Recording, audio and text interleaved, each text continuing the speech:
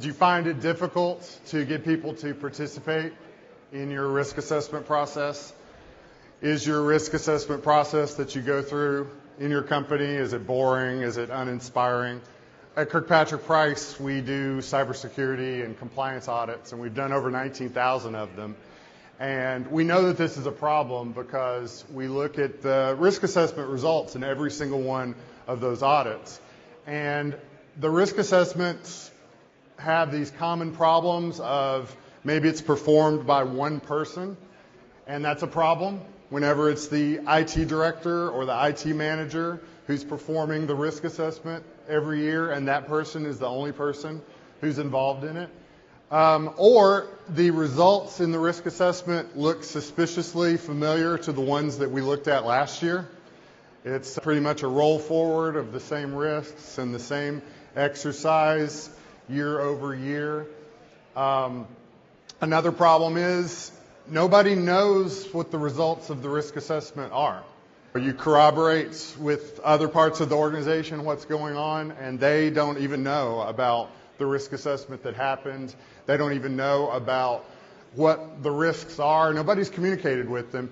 And even the board of directors, who are responsible for the risk that the company is facing, is not aware of what the risk assessments are, except for a bullet that is on the memo that is sent to the board of directors meeting. But at Kirkpatrick Price, we believe that this is going to change in the future. We believe that this is going to have to change because the threats that we are facing, the way that they are growing and the way that they are coming at us with more impact is forcing us to change the way we do risk assessment. We're going to have to make it more interesting for our organizations. We're going to have to plug it in to more of what our organization's mission is about. We're going to have to involve more people in the risk assessment process. We are going to have to recruit people from all levels and all departments if we want to raise our game to the place that we are preparing and defending and protecting against all the threats that are facing our organization. And it really is an ancient art called risk management that is going to be the solution in the future. It's an ancient practice, but unfortunately a lot of us are just not actually doing it. We've boiled it down to a template. We've boiled it down to a simple rote exercise that we do every year. But if we can actually do it, if we can actually get our organization to participate in a risk assessment, that will be our trusted weapon against all these forces that we are facing as an organization, as an industry. And I want us today to use one of the most famous risk management examples ever put on film as our example to learn from their mistakes, because there were a lot of mistakes in their risk management exercise. And we're going to start here with one of the very famous risk assessment meetings. This organization called together people from different departments and different responsibilities in the organization, and they said, okay, let's perform a risk assessment. And this guy on the right over here, who's leaning on the table, he's saying in this scene, he says, we are vulnerable. We are sitting ducks. The Rebel Alliance has the plan. They are working on an attack strategy right now, and we're just sitting here waiting, and we are at risk. And this guy over here on the left is in disagreement. And he says in the risk assessment meeting that we are the most dangerous weapon in the galaxy. We cannot be defeated. We are invulnerable. We are impervious to these rebel scum. And the guy over on the right again says, we're not even operational. How can you say that there's no risk when we're not even operational yet? We're just sitting here just waiting for them to come up with something. And the security officer is the one who's standing in this particular scene. And the security officer says, hold on everybody, I've got a plan. And the plan is, we're going to recover the plans, we are going to find out what their strategy is, and we're going to stop it. And we're going to use the power of the force. Security officers like to use language that's mysterious and, a little threatening and a little ominous to control the people in the room. And so the guy on the left hears this and he says, that's just a bunch of techno-speak. You're just saying these words. And he brings up some very valid points in the risk assessment meeting. He says, your power didn't exactly identify where the plans were all this time, and your power actually never found the droids that we were looking for. And it's a very valid point, right? Where was your force? Where was your security control then when we needed you? And just like a good security officer, what is his response? Does he listen? Does he understand the concern? Does he work with the people to understand what it is? No, he goes straight for the force choke. And that's what security officers do. They force choke everyone with their terminology and their knowledge. And this is how we are viewed as security professionals. I'm a security professional. Most of you are security professionals. And we don't like this, but this is the truth. This is how we're viewed. And you can sit there all day long and say, I've never force choked anyone. I've never treated anyone like that. But this is exactly how you treat people. Because one of the reasons that I'm a security professional is because I love the feeling of knowing things that other people don't know. It's intoxicating. And this guy right here, he's intoxicated with power. And it is a good feeling because it's just, I've learned this special thing that no one else knows called cybersecurity. And I know this language that's like a secret language, and you have to go through all this stuff in order to learn this secret language over here. And so we walk in rooms and we tell everybody what we know and what the plans are and what it's going to be. And we've been doing it in this room today, right? With all the conversation about AI and everything. We're going to go back to our organizations and we're going to tell them about AI. And the whole time that we talk to them about it, they're just sitting there going, because they're scared. We're freaking them out with all this stuff because we stand in the middle of the room and we do this to people.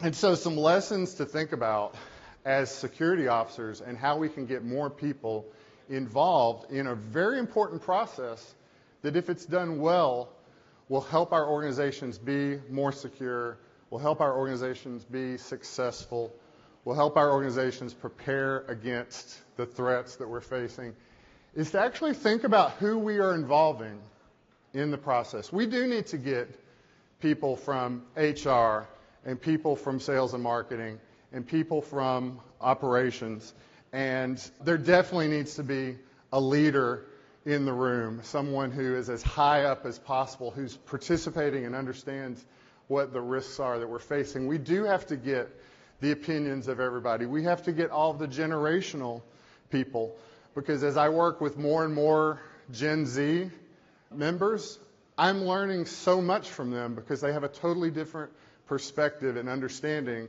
than I do. And so they bring a lot to these meetings when they get to participate in what threats are we facing, what is the risk of this happening, how can we adopt this new technology. And so you've got to get your risk assessment committee looking like that. You've got to involve those people. And the best advice that I can give those of us who are knowledgeable about security and know exactly how this should be done and has all the advice in the world, we actually should not be the one facilitating this exercise. People are intimidated by us. We need to have a seat at the table. We don't need to be the one standing at the end of the table. This event needs to be facilitated by someone else.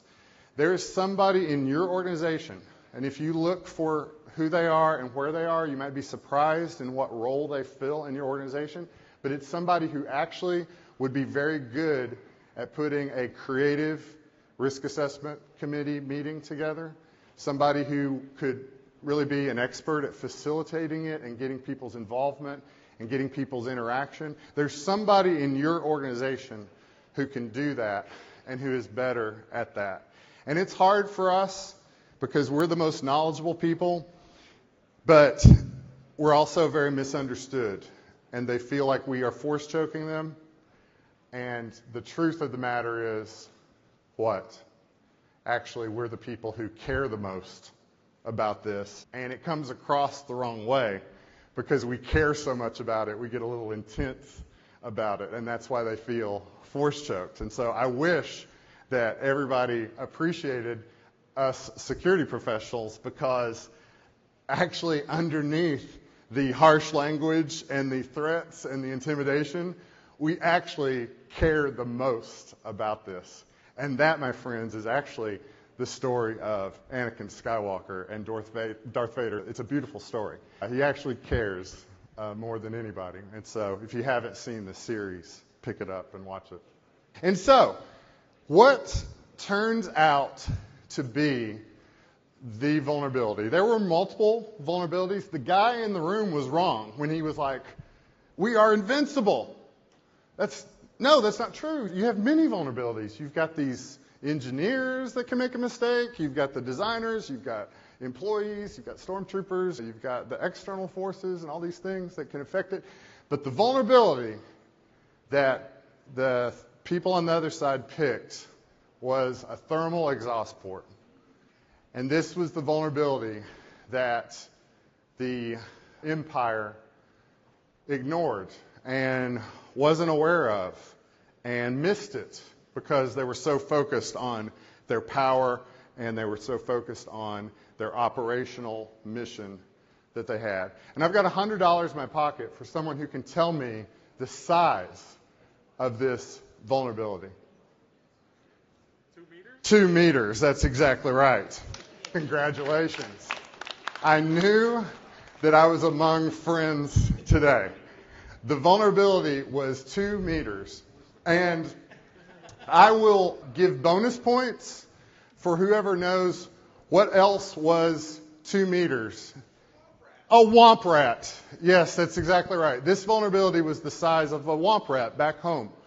And to have people in our organization who say, dealing with this risk that we're facing is impossible. Did you see all the stats that these security professionals are scaring us with today? It's impossible. We can't win. But actually, we took a farm boy and trained him and put him into the fight, and he was actually, yes, we can win. It's just the size of a womp rat back home. I used to hit those all the time from that distance. And so it is possible to defeat these dark forces that we are concerned about. And so I look at risk assessment reports all the time, and there is just not a focus on the vulnerability. They're so focused on threats. But getting people to understand what vulnerability we're actually facing as an organization and getting people in those cross departments to start thinking about vulnerability. First of all, just getting people to admit that we have it. We all have to embrace the fact that we do have vulnerability and we are facing it. That's half the battle right there, getting people to see that and then start thinking about, oh yeah, I do have to monitor this in my department with my team. I do have to get people to see that we're facing this stuff so that we can respond faster and we can bring up things without fear. And we really need to spend this risk assessment time with our team. That's why we all skip over this like really critical thing, which is actually doing the hard part, which is spending time and effort on learning about the vulnerability that we face as an organization. And so that's where our focus should be, to get our whole company thinking this way and understanding. And so this was the vulnerability they were facing, and the threat was the X-Wing. That was ultimately the one that was successful against the vulnerability. There were Y-Wings. There were freighters that were bringing them in to range of the Death Star, and this was the threat. And too many of the risk assessments that I look at are just focused on the threats. Hacker, malicious employee, vendor, a process fails. People are talking about threats, but they're not connecting it to the vulnerability and the potential for those things happening. We're very threat-focused, and that's an important part, but this is not the only thing. There could have been other things that could have been coming at us, but for them, this was the immediate threat. And then there's a scene in the movie that I really like in my profession of risk management, because it's when we adjust our controls for the threat that we're facing. And this is so important for all of us in our organizations. We have to have our people understanding what's going on. We have to have our people participating in this, no matter what role they have in the organization, because we've got to move quickly and adjust whenever the threat is realized. And so they had cannons in the trenches defending against these Y-wings and X-wings that were coming into the trench. But one of the officers comes to Darth Vader and he says, "Our cannons were not meant for close-range combat with these fighters, and so they're not effective." And so Darth Vader says, "We'll have to take them down one by one. You and you come with me." And they get in their ships and they take off, because now they're going to get in their TIE fighter and they are going to confront the threats one by one. But they had to adjust. They weren't planning on doing that. That wasn't part of the plan to defend against this particular threat. They didn't even know about this an hour ago. And now they're dealing with it, and they're in their TIE fighters and they're in the trench trying to stop the threat from happening. I've got another $100 in my pocket for anyone who can tell me what TIE stands for. This is a little harder than the last one. Twin ion engine. Oh. If only all of the people out there understood who we are and what we care about. We get it. Why doesn't everyone else know what a TIE fighter is? It's very important. It's very important to know. And there's this scene right after this where the guy on the right is walking down the corridor and the camera is like focused on his face, and you see his Adam's apple swallow. He's so nervous, and he swallows hard because he's coming to talk to Grand Moff Tarkin. And what's going through his mind at that moment? He's, oh my goodness, I'm about to give him some bad news. Is he going to yell at me? Is he going to kill me? Will he believe me? Are they going to call me an idiot? Is this the end of my career? He's so nervous to share this information that's like the most valuable information that somebody could be giving him right now in this moment. And so this is what we have to foster in our organizations. We have to let our people know that, yeah, you need to speak up. You need to share critical information. You need to share your observation no matter how ridiculous you think it might be. And so he comes up to Grand Moff Tarkin and he says, "We've analyzed their attack, sir. There is a danger. Should I ready your ship?" And his neck snaps to the guy and he goes, "Evacuate? In our moment of triumph? You overestimate their chances." And so they just go right on. And so this is actually the hero of the whole movie, because he's the one that had a team that was analyzing the attack and said, "Oh, this is actually a valid thing. Maybe we should consider evacuation." And he has the courage and the gumption to actually go to the leader and say, "Maybe we should rethink what's happening here." But a very ineffective leader ridicules him and says, "You're ridiculous. You are overestimating the chances of this." It's the very thing that ultimately takes them down, because he didn't listen to his team member who had actually done the analysis. He hadn't done the analysis. This guy had done the analysis. He should have listened to him. And so one of the things that I've learned because of understanding who we are as security professionals, when people come to us the first time with information or a suggestion or maybe something different than what they know we believe, they are nervous and they are swallowing hard. And they don't even want to say what they're thinking. And so the times when they come to me and they say, I wanted to share this, and I go, don't worry about that. No, that's not going to happen. Just go on about your job. I'll take care of it. I know what to do about that. Yeah, thank you. That's ineffective because it shuts them down, and then you miss something that they know that actually could be very beneficial. And so I've learned whenever they come and they say the first thing, I've learned that first thing is not the whole story, and I don't understand exactly what they're talking about. And so I always go, now what? And I have them say it a second time, and then they usually say a little bit more.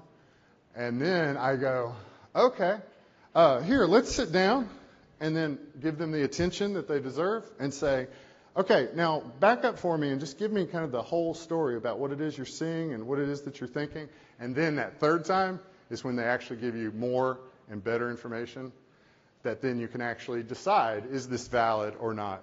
But the first shutdown that he did here is not the way to go. That's not the way to get our people to work with us and to help us in this battle of security threats today. And so our risk assessment process has to be connected to our mission. You all represent some really great companies out there. Look at your company's mission statement. Look at your product. Look at your service. What is it that your organization is striving to do? This organization was striving to dominate the galaxy and govern the colonies by fear. Noble and ambitious plan that they had. But you are in organizations that have noble and ambitious plans. What is it that you are working on? What is it that's important to your teams? What is it that's important to your leadership and your board of directors? Because they really care about that. And so we have got to get the risk assessment process plugged into that. People have to see that risk management and risk assessment is part of ensuring that our mission will be successful. And it's about identifying the risk that we face in executing on our mission. And if we are not connecting those things, then we are missing the whole point of risk management. Because our people will get behind this, our people will want to participate in this if they see this as part of our mission and they see this as such an important element of being successful in what we're doing. And so we have to strive for that level of involvement and understanding about how our missions rely upon risk management. And so then you'll have a board who no longer is acting like, oh yeah, the security assessment result, we bought that tool, we did the budget, yeah, let's get over here onto our own business. Let's get over here to the real business. They're going to start caring about our cyber risk, and they're going to start caring about our cyber security controls, and they're going to start caring about the team members, and do we have enough resources, and do we have the training that we need, and do we have the tools that we need. They're going to start caring about it because it's connected to the mission. And then the report to the board. Can you imagine what happened after the mission failed and everything blew up? Can you just imagine that first phone call from Darth Vader to the Emperor? Yeah, Emperor? Yeah, this is Darth Vader. It's not so tough anymore, is he? He's a big bad security officer in the risk assessment meeting, but now he's just floating through space with a damaged TIE fighter, and he's calling the Emperor. Yeah, I've got a little bit of bad news. We had a little incident at the Death Star this morning. Oh yeah, what was it? What happened? It blew up. It blew up? What? There was a 2-meter exhaust port. It's about the size of a womp rat. But yeah, that's what they used in order to destroy it. How many people survived? Just me. Just me. I'm the only one. We have to start completely over again. And the Emperor, he's the type of person where we're going to start again, we're going to do this, and we're going to learn from this mistake, and we're going to do it better next time. He was that type of person. But this communication with the board is super important. This is the kind of relationship that needs to happen. The board does have to be aware of these things. This is how you will get that support from that level in the organization that you need. But it's a little awkward to go to the board and try to explain about ransomware and try to explain our budget request and all those kinds of things, and try to draw some hope from the terror that Darth Vader must have felt on that fateful day. Now, this is just to drive my final point home, and I've already made the point, but if you were like me and you bought the 25th anniversary VHS set when it came out, it was remastered, it had some additional scenes in it, and I had never noticed this scene until I bought that set and I rewatched the New Hope episode with some friends of mine. And when Luke comes back from destroying the Death Star, this guy in the center here, he's the guy who brings the ladder to the X-Wing. And so as Luke is opening the cockpit and this guy brings the ladder over and Luke comes down, he's so excited because he was successful, and he slaps this guy right in the chest as he comes down. Watch the scene sometime, because the look on this guy's face when he gets slapped in the chest, you could tell that this was unscripted and this was unplanned. And you could tell that he was as surprised as anybody that he just got slapped on the chest by Luke Skywalker. But the funny part is, after Luke hits him like that, his facial expression doesn't change. Look at it. And he just walks away like that. There's no smiling. Everybody else in the scene is so happy that they've been saved, but this guy is, don't touch me. Okay? I'm just the ladder guy. I have no place in this other than bringing you the ladder, and you slap me on the chest in the middle of this. Just please let me be in peace. And there are people like this. They're just the people who get the ladder for us. But they have a very important role, and they have a very important place in our organizations. And don't treat them like they're not important, because even the least seemingly impactful people can have a lot to do with our mission and what we're doing. And just remember that everybody plays a role in your risk management practices. And so we're giving away a Miami Dolphins Stormtrooper over here, so be sure to come over and enter for that, because whoever gets this Stormtrooper, I want you to put it in your office, and I want you to remember that there are all of these clones out there, and they all look the same, and they may just be numbers to you. They may just be peons who are moving around and doing their things. But we need these people. We need all these people to help us with cybersecurity and compliance and facing threats. And we need to say to them, we need you to help. I need you to help. And that will help you ultimately be more successful in your fight against the evil empire. May the 4th be with you.